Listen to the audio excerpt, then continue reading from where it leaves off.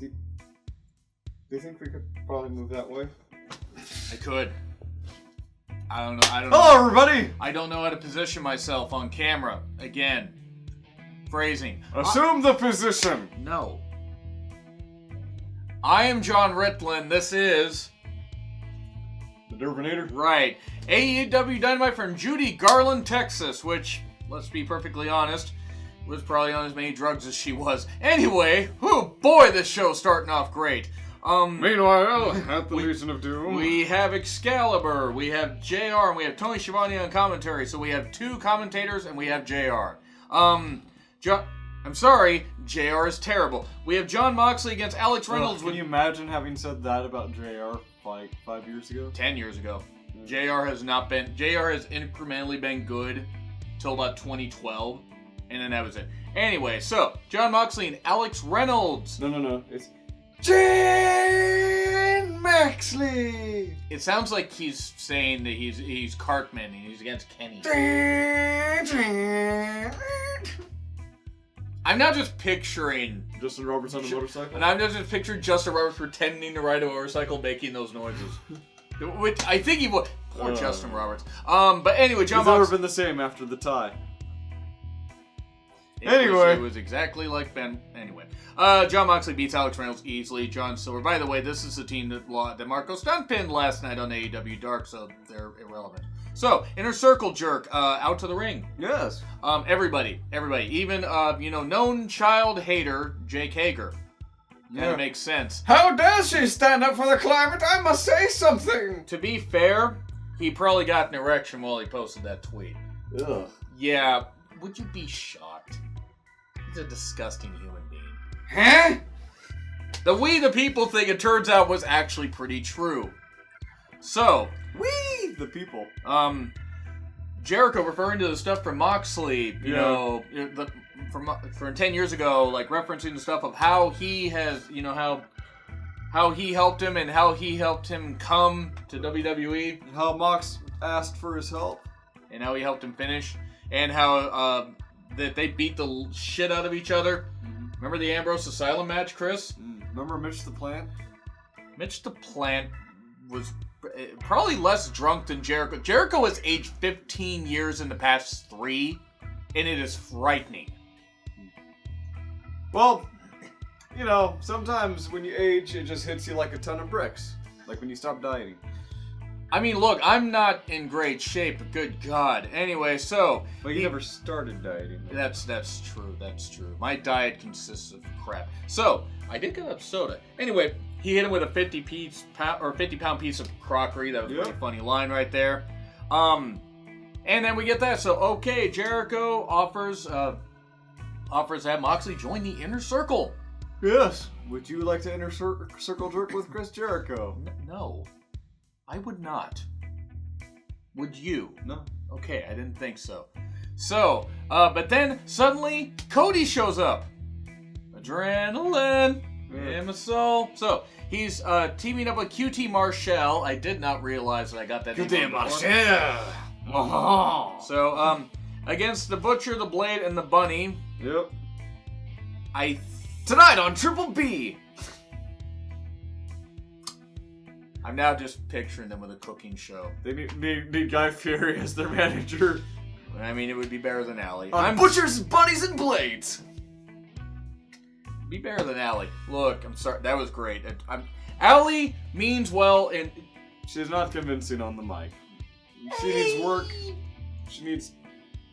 I'm of the opinion that if you're on TV, you should probably get some acting lessons. Just because even if you're not...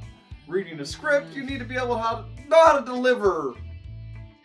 Her heel stuff in Impact, even though vast majority of people did not see it, I saw some of it, was actually not that bad. I agree with you, she does need some work. And, well, it was wild-ish. QT Marshall actually did pretty well, and if you know his, it's enough out of you, if you know his, backstory about how he suffered injuries and everything, it was cool to see him do this stuff. He did do one dive, though, over the top where it looked like he almost hit his head on the apron. Don't. Careful. And then there was that dive from the top turnbuckle where he just narrowly... He used his head. Yeah. Literally used his head. He hit the blade, I think. Yeah, he hit the blade in the leg with his head. In the blade leg. So the blade. Cody did well. We had all this. QT Marshall got pinned. Of course he did. I mean, that's what it was supposed to be. By the way, the reason he was Cody's partner is because he let MJF pick his partner. Cody is not a smart person when it comes to this stuff. Yeah, I know. But wait, in regards to which stuff? In regards to anything he's doing with MJF, in regards to letting him pick his partner. What the fuck? Okay, never mind. No. I mean, letting his wife be on TV also. But anyway, so, Darby rushes past, I assume the blade. I didn't pay attention. I don't care about this gimmick. They need a villain. What are they going to get? I don't know if that's up for debate, man. Probably could be a person. It probably could be, they could get PCO there. That would work. No, it wouldn't. Darby rushes by them and offers his hand to Cody. So Darby and Cody is a team. Well, it gives him something to do. It gives him something to do. He offers him a hand. Nice. That would be good. I like this idea of Cody and Darby teaming up. Mm-hmm. It gives Darby something to do. He hadn't been on TV for a bit because I think he hurt his neck and they were giving him a little time off. I can't imagine Darby hurting his neck. Yeah, that's puzzling. Puzzling that he still has a neck, given the amount of bumps that he's taken. What's the matter with not having a neck? He's not Taz. That's true. That's true. Or Samoa Joe at this point. So, I like that stuff though. Yeah. I liked it. Good. We were rolling, and we get MJF with Wardlow. What an asshole chance. He runs down the crowd. He brings a guard into the ring, or one of the grip guys, and says, "You were laughing at how I did the crossroads when Cody referenced it. Well, it's okay, but all you have to do is," I think he said fist the ring or kiss the ring. He said kiss the ring. Why John, did I hear? Did not mishear that. I know. Stop it. I heard it the way. Stop it. Yeah. I can't. Stop it. Okay. But I can't get some help though. No. Right. I like this. We don't have universal healthcare here, so no. I don't even think if we did, it wouldn't help me. So, good stuff though. Cuts down the crowd. Makes fun of Cody's lisp. Ouch. I barely ever notice it. I mean, Cody's really worked on it. If you heard some of his earlier promos, which look, and Swagger would know about having a lisp, wouldn't he? He also knows about not capitalizing words properly. So, Hagar the Horrible. So he does support Drum because he can't spell. So we get up. This is good though. MJF just cutting down everybody, and says he will face Cody, but he will announce the stipulations in Jacksonville. Yeah. They're getting another pay-per-view coming up here in a bit. It's going to be Revolution, February 29th. What a great name! I mean, it's painfully generic, but it could be. Just don't charge $50 for it if you could. Next, Full Gear, Anarchy, Mayhem. No Mayhem. New Blood Rising. We don't need Russo there, and also, Edge. We're gonna get Judy Bagwell on a forklift, a New Blood Rising. So, anyway, we get Brandy on a forklift, and then we won't have to hear her. So, we get a Dark Order vignette while Alex Reynolds is listening. I'll let you take over on this. Sorry, what? The hotel thing where Alex Reynolds sees a Dark Order vignette. Yeah, I've seen a little vignette where the guy on the TV started talking, so I'm guessing that they are going with the fact that the Dark Order has mystic voodoo powers! They're one of a few groups that does. Are you trying to summon something? What are you doing? No. Okay. I don't like it. I don't. I'm sorry. I get your mindset. They're doing a reboot of the Dark Order. They're going to try and do this right.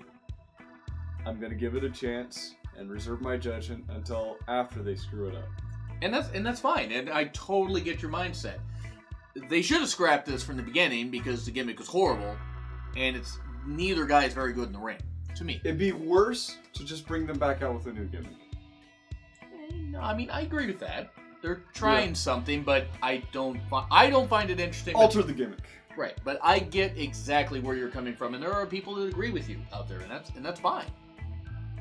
I'll come up with something I would rather not watch a little bit later, but okay, yes, they are trying something new. Maybe I'll be proven wrong. I was proven wrong about the Firefly Funhouse. Yeah. So, we get Big Swole versus Emi Sakura. Hikaru Shida at ringside. Yeah. This was Big Swole's debut on Dynamite. Yep. was a good match. It was a great match, but it was a good match. It went a little long, and I have no issues with the women going long if it's interesting, and both these women can work. Which is funny, because Cowboys were brought up later. So, Big Swoldo had a great little interview piece. On AEW Dark, overcoming Crohn's disease. Was unsure if she could be athletic again or even have kids, and her and Cedric Alexander, I believe, have a kid. I believe they have a daughter, if I recall correctly. Yeah. And that's good for them. Are they married or are they just together? I don't know. I mean, good for them regardless, but I was just curious. But this is good for her. It's a good showcase. Emi Sakura, whatever, playing. Emi Sakura! She played the heel here, though. At one point, the nice surfboard trio thing that she did. Lifted surfboard, put her down, lifted her up again. That was some good stuff. But then, JR, we're going to break. Actually, we're not going anywhere, folks. JR, stop! I bet someone was in the headset saying, hey, we gotta head to break. And then he went to go say that, and then they go, it's picture in picture. He goes, oh, never mind. Can you let me just rail against JR? On certain things, yes. You're probably right, though. You probably are right. They probably did say that. They weren't relaying the information properly. Probably, or he's used to getting quick information delivered, so, like, we're going picture in picture, commercial break. Say that, he'll get it. He's used to finishing quick. By God. Oof. That's not barbecue. Anyway. Or barbecued. So, it did get messy with the mic stand stuff and everything. That was a little weird. It was cool. The Big Swole did like a James Brown thing. And then commentary just stopped giving a shit. I should have said hit me, and then Emmy punched her in the face. That would have been hilarious. That would have been. Hit me! Yeah, but this, she hits a move, I believe it's discus clothesline, dirty dancing, I believe is what it's called. Yeah. 1, 2, 3, good Who was stuff. the one who said that, Shivani, or? That would, no. The James Brown thing was No, Shivani. the, Dirty Dancing was the name of the move, and I believe Excalibur said Okay. that. Shivani did reference James Brown earlier, but commentary... Excalibur's fine, Shivani's fine, JR does not give a shit about the women. Excalibur and Shivani could be a great two-man team. They got to get away from the three-man team in general, in any promotion. It is a weakness. Except New Japan. New Japan sort of does it right, but not all the time. It is a weakness in the sense that you now have to have 3 people delivering a message about a match with 2 people. Yeah. And that's it, even if it's like 6 people. And that seems oversimplified. You may not know what the problem in that is. But if you got 3 people trying to deliver a message about one match with 2 people, you got 3 people talking about one person, or 2 people talking about 2, one talking about the other. It splits attention, it splits direction. One person needs to be able to talk while the other 2 are talking. There's not enough time in the day to get it done right. Especially when Jared doesn't Let Excalibur be the play caller. Play by play. He's good at it. Let Shivani add some, commentary in there. He's a good color commentator. Shivani at this point, he's a good color commentator. Or vice versa. They could do either way. I know the first way you said was better. At this stage, Shivani, at this stage of his career, he should be a color guy. Excalibur can be a play-by-play guy. He still needs some work, but he has done commentary work. He did some good stuff in New Japan before this, a little bit. Just JR's got to be used as an attraction. He's got to be phased out eventually. They're paying him too much to have these performances. Too much to do too little. Yeah. Then we get a Pac interview. And he came and he dominated. Yeah, it was Pac stage. You should be proud of that one. That was really good. That was good. He came and he dominated all over everybody. And he didn't get much bastard. Yeah. They let Tully talk. They probably shouldn't have. Yeah. Because it didn't look like he cared. I mean, he said Kip Sabian and Shawn Spears could be a great the best tag team in the world. Okay. I don't know why. But it's Kip Sabian and Shawn Spears with Penelope Ford, by the way, versus Kenny Omega and Adam Page. Kenny Amigo. Yeah, or Amiibo. And Adam. Hangman Adam Page. Yeah. Was that? As JR says constantly, and I can't unhear it. I can't either. We've got some cowboy shit in the ring in Texas. I know, I'm shocked. Took some cleanup. Yep. Anyway. Wish I could quit you, boy. So, we get Penelope Ford hitting a beautiful Hurricanrana. Did you combine the line from The Rock with Brokeback Mountain?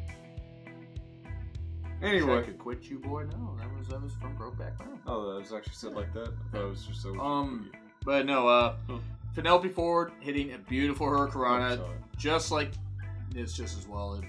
It backed into an Academy Award. Anyway, so it was Penelope Ford hitting a really good Hurricanrana, very Zelina Vega-like. That was very good stuff. Not that she patented the whole Hurricanrana off the apron, but still, it reminded me of that. Let Penelope Ford wrestle maybe a bit, do some mixed tags. Don't let Brandy wrestle, for the love of God. Janela then shows up after some action and everything. The lights go out for like what was like a minute. 5 minutes. Because Janela was not drunk. that long. I know. And you don't really get that drunk off of White Claw from the looks of things. Anyway. Oh God, yeah, he does like White Claw. He has Tully tied. After lights come up, Tully's tied up. Sean Spears. Yeah, it's the only time it's the only time in Tully Blanchard's life that Joey Janela could possibly beat him.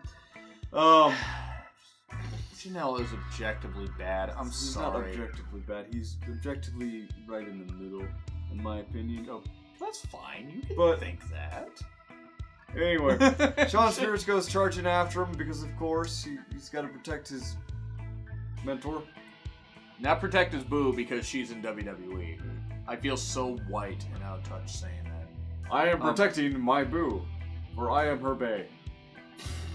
That's a stupid word, That's a stupid word, by the way. But anyway, Paige suddenly hits the buckshot lariat for the win. That's a beautiful move. No. He tags himself in. And then hits it. Omega looking upset. Yeah, but Omega steps out to make sure that, the ref doesn't stop and, try and get him out of the ring. Yeah. So he still played ball, but the look on his face. Paige is going heel. Yeah, I thought I suggested that one. No, you said Omega. No? You said Omega. No Omega? Paige is going heel. I thought you said Omega. Maybe whatever. The whole point is that somebody's going heel. This is probably going to be Paige. Yeah, most likely. And then we get to the worst. He recently backed out of the Elite.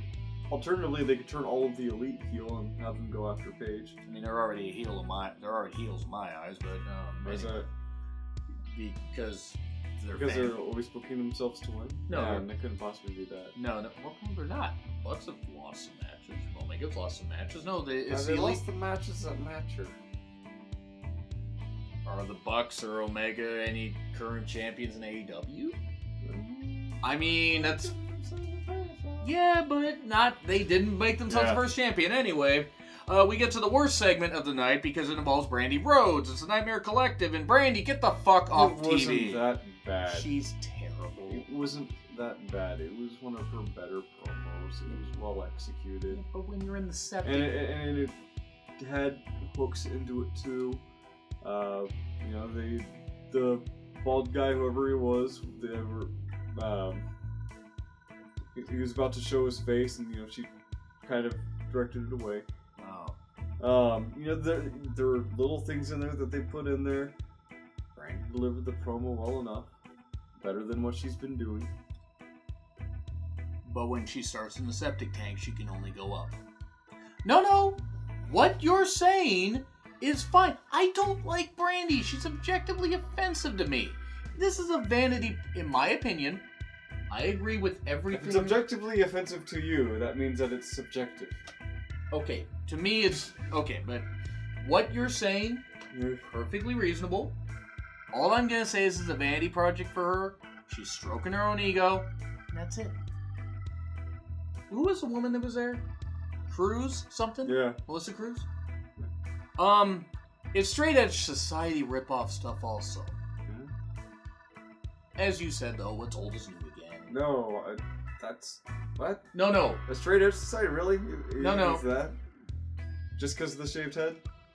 It's a lot of it. The hair stuffed before that. The voodoo vibes? Just to make Brandy interesting. I don't know. I'm just saying some vibes. I mean, maybe it's not all like that. It's just... We see what we want to see. It's the cultist thing that they're trying to go for. Which the Dark Order is also doing, which admittedly is a bad idea to have 2 of those. 3. Butcher, Blade, and the Bunny. They are not a cult. Not yet. They're just really into BDSM. But anyway. Enough about Allie and Brandon Sachs or Braxton Sutter. I don't know. I get your mindset. I didn't like it. We then get Jericho kicking Excalibur and Shivani off commentary. The two guys that are, fun to listen to. We then get Sammy Guevara and Luchasaurus. Jungle Boy is also there, and referee Aubrey Edwards is there. Yeah. Thank God referee Aubrey Edwards was there. Yeah. The match was fine. Hager didn't say anything, mainly because he couldn't run down any, young girls or anything, or anybody that disagreed. He was walking with a bit of a lisp.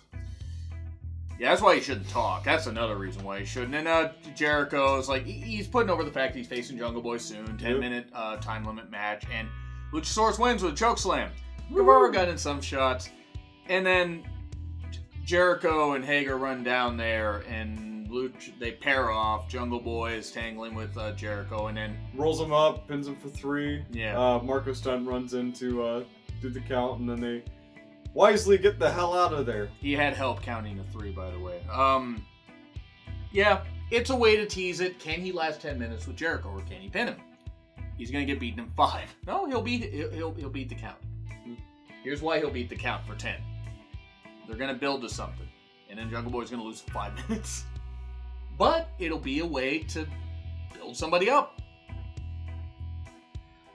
And then the Revolution Pro. Because you said that actually earlier, and that's what popped into my head. Yes. Anyway, the announcement for AEW's next pay-per-view in February. February 29th, leap year. Oh, nice. Which we will be watching that. Why not? Yeah, probably. And then of course to start off the Texas Street Fight, the Puerto Ricans jump as soon as the money starts flying. Boy, I'm really being fun here, aren't I? What? Anyway. Texas Street Fight, it was a lot Bell rings. It did ring. See, you had to point that out to me because I didn't actually know it rang. No, seriously. Anyway, it was like, 15-20 minute match. Tables, ladder, and chairs, oh my. And the trash. They brought a cowboy helmet out, which is funny that the Bucks wore that because they won the championship. That's what I said. What? Trash. That's true. But they won championships more recently than the Cowboys have. It's not wrong. This match was bullshit. I'm sorry. It was too much. It didn't feel like a main event. If people liked it, that's fine. It was just too much of a car crash. It was what it was. Headshots, so fuck CTE. Hagar is down there. Because they positioned the chair in front of, Ortiz? Yeah, and then super kicked. The worst part of that is how long it took for that super kick to hit. Yeah. Ortiz's eyes are open, and he's sitting there, he's just like, it's over with. And then Hager and Dustin do a thing. The ref's down. Aubrey runs down. Street sweeper. But then I think it's Nick that pulls Aubrey out of the ring. Don't you dare touch Aubrey. Meltzer driver for 3. They're going to face SCU next week. I didn't like the main event. I'm sorry. I didn't. I get why some people may have liked it. I didn't. Yeah. I mean, it was okay, but it didn't feel like a main event match to me. It did. Yeah, and that's fair. B-, I guess. B-. I'll go B-. Yeah, B- on there. It's better than Raw. There's a pull right around here, right through John's head. I have a pull through my head. Whatever floats your boat. Anyway, feel free to grade the show along with us and let us know what you thought of the show. Leave a comment down below. Like the video, hit subscribe, and hit the bell. I'll have an NXT review later. We will have a SmackDown review. Also, in closing, possible end-of-year game stream the 29th of December. It will be a lengthy one. Nice lengthy stream is always good. And we're going but not as long as this poll. On that note, I'm John Ritland. This is the Durbinator. We'll see you Friday. Hey.